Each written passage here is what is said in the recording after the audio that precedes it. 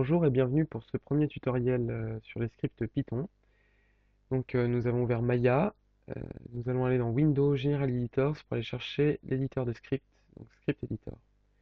On remarque qu'il y a deux onglets, Mail et Python. Mail étant le langage de programmation Maya, nous on va s'arrêter sur Python. On va découvrir rapidement la fonction print, les données numériques et les chaînes de caractères qu'on peut mettre à l'intérieur, ainsi que quelques instructions qu'on peut combiner avec la fonction print. Donc on va commencer tout de suite par taper print 23. Et pour tester la fonction print, on va appuyer sur execute, play. Donc l'éditeur affiche 23. On peut ici aussi avec une chaîne de caractères, donc il y a écrit print, ouvrez les guillemets par exemple, je programme oula, en Python, fermez les guillemets. On remarque le changement de couleur qui indique la saisie dynamique qui permet de vérifier en fait si on n'a pas fait d'erreur dans la syntaxe du code. Ici donc je programme en Python, on fait execute, donc play, le bouton play, et l'éditeur affiche je programme en Python. On va maintenant essayer quelques petites instructions combinées à la fonction print. Donc, par exemple, print 25 divisé par 2. On fait execute.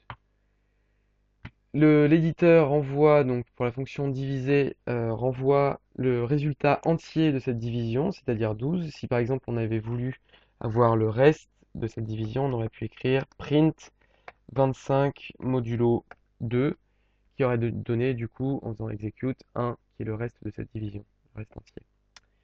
Voilà, donc on va essayer maintenant une autre opération qui serait print 25.0 divisé par 2.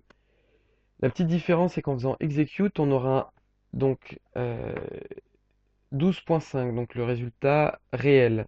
C'est-à-dire que Python aura intégré que le type de données du résultat devient un float, donc un nombre réel, et non un nombre intégral, un nombre entier, pardon. Voilà, donc pour toutes ces petites lignes de code, si jamais on veut les conserver et ne pas les voir disparaître à chaque fois qu'on fait execute, il faut par exemple, donc, on refait une fonction, print, on va dire 25 divisé par 5 cette fois-ci pour avoir un nombre entier par exemple. Il suffit de la sélectionner en entier et de faire execute. Le résultat apparaît ainsi que la fonction et elle reste dans la fenêtre en bas, ce qui permet de la modifier en fonction de notre bon vouloir. Voilà, merci.